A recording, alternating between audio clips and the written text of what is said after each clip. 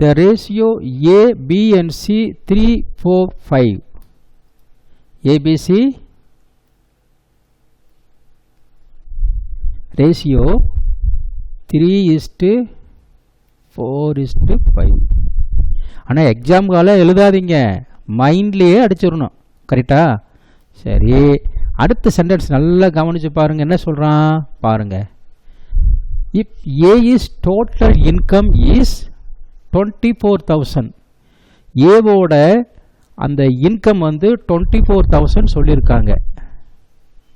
Okay, find the income of B and C. B மற்றும் Cயோட income கேட்குறாங்க. பார்க்கலாமா? Ready. அவன் எப்படி கொடுத்தாலும் கவலைப்படாதீங்க.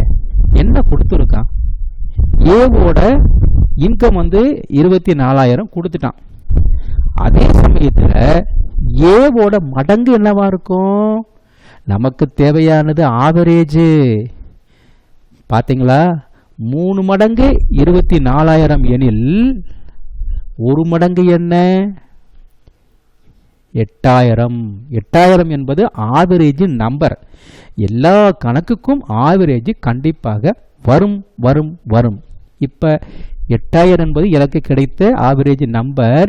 இதை வச்சு நான் என்ன செய்ய போகிறேன்? B + Cயோட இன்கம் பண்ண போகிறேன். கரெக்டா? எப்படி பாருங்க. பியோட மடங்கு 4 அண்டு சியோட மடங்கு 5. ஆக என்ன செய்யலாம் பாருங்களேன். இந்த இடத்துல 4 + 5 9 மடங்கு இருக்கு. இன்ட்டு 8 என்பது ஆவரேஜ்.